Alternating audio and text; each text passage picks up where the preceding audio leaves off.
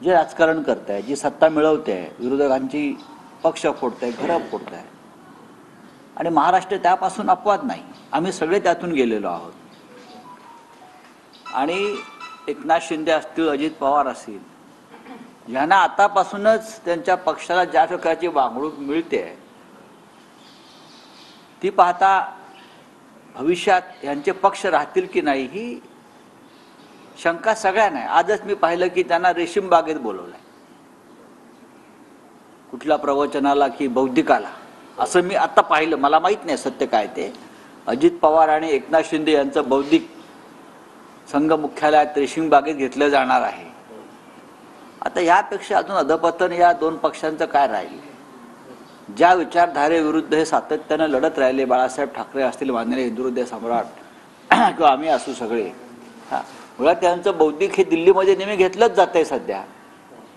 आता नागपुरात सुद्धा हे बौद्धिकाला उपस्थित राहणार असतील तर आनंद आहे. त्यांनी शेवटी स्वतःचा पक्ष जो आहे हा फक्त विलीन करण्याचाच बाकी आहे. याला रडारड शब्द वापरलेला आहे. रडारड सुरूच आहे प्रत्येक पक्षामध्ये. ती भाजपात सुद्धा आहे, ती अजित पवारांमध्ये. कुठे रडारड आहे, कुठे आदळपट आहे, पण आहे.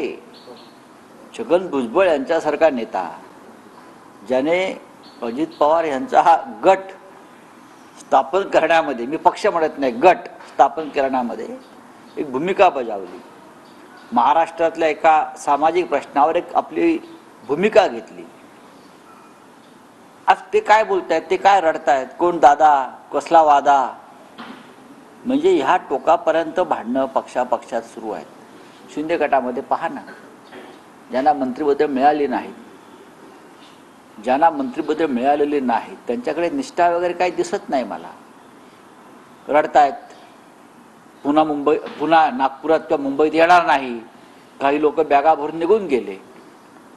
मूळ शिवसेना पक्षामध्ये हे असं कधी चाललं नाही आणि कोणी घडवण्याचा प्रयत्न केला नाही. निवडणुकीपूर्वी उद्धव ठाकरेंनी म्हटलं होतं एकतर तू राहशील किंवा मी राहील, आणि काल मुख्यमंत्री झाल्यानंतर देवेंद्र फडणवीस यांची त्यांनी भेट घेतलेली आहे. याची राजकीय वर्तुळात सध्या जोरदार चर्चा आहे. नाही, जोरदार चर्चा करायला काहीच हरकत नाही, पण महाराष्ट्राला एक राजकीय संस्कृती आणि संस्कार आहे. माननीय उद्धव ठाकरे माजी मुख्यमंत्री आहेत, विधिमंडळाचे सदस्य आहेत, ते नागपूरला गेलेले आहेत, नवीन सरकार स्थापन झालेलं आहे.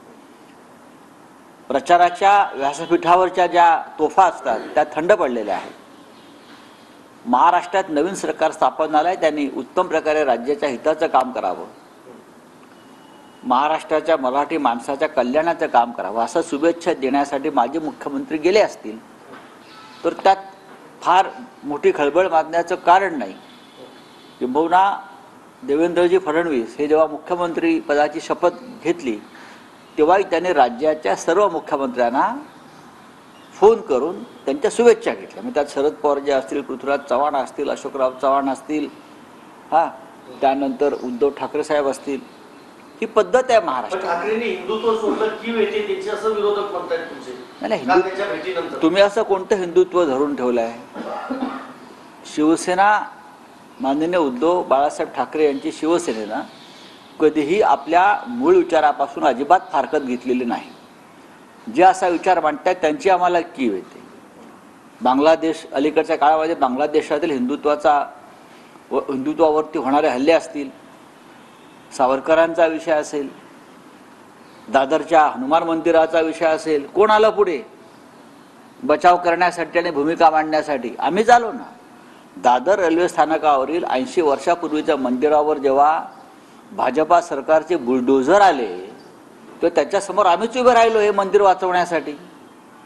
जरा पहा तुम्ही. दादा भुसेंच्या मानहानी बाबत तुम्ही उच्च न्यायालयात गेलेला आहात. न्यायालयीन लढाई सुरूच असते. कोणाला जर आमच्या विरुद्ध कोर्टात गेले असतील आणि तो एखादा निकाल खालच्या कोर्टाने दिला असेल तर त्या संदर्भात वरच्या कोर्टात जाण्याचा अधिकार सगळ्यांना आहे. ठीक आहे, चलिए. भुजबळ म्हणतायत की